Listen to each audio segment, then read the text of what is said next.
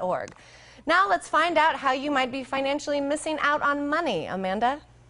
A recent study found that the typical American couple misses out on $100,000 or more in Social Security benefits. Do I have your attention? I think so. Joining us to help avoid costly mistakes when claiming Social Security is Kelly O'Donnell of Financial Engines. Welcome, Kelly. Thank you so much for joining us.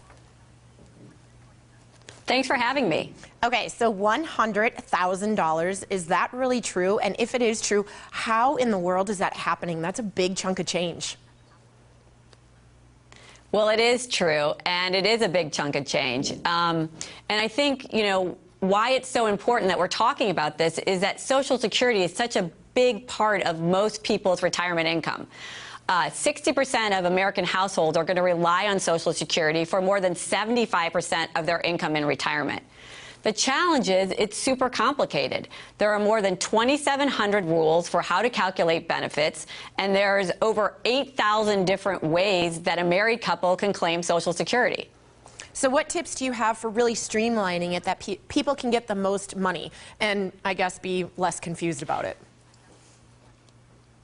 Well, my first tip is to go to financialengines.com. We've just put up our new Social Security planner that will help you receive a personalized Social Security plan in a matter of 5 minutes.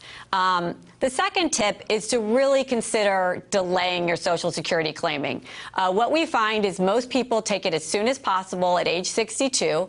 But the truth is, without delaying, you're leaving a lot of money on the table. For every year you delay, you're going to receive 6 to 8% increase in your monthly Social Security benefit, and that really adds up over time. So I'm sorry, are you saying that they should claim it right away when they're 62, or if they are still working and they don't need the Social Security, to wait until they really need it? They definitely, whether they're working or not, they should try to delay as long as possible. You can delay up to age 70.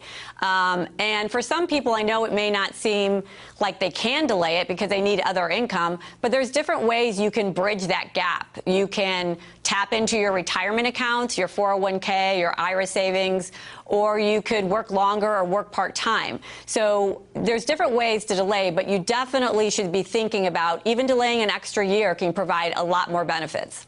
And Kelly, what are some of the misconceptions about Social Security that are keeping people so confused about it, that are leaving so much money on the table? Well, I think some people are afraid that Social Security is going to run out tomorrow, and that's just not really the case. I mean, for people in their 50s and their 60s, they can be confident in delaying Social Security and feeling comfortable that it will be there when they need it.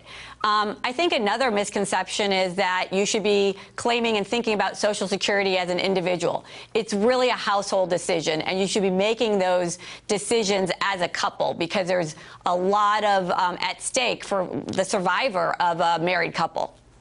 And what are some of the benefits of Social Security? As long as we just went over some of the misconceptions, what are the benefits? Well, I mean, we can show you on our Social Security planner at financialengines.com, but I think one of the biggest benefits is for every year you delay, you are getting a 6 to 8% increase.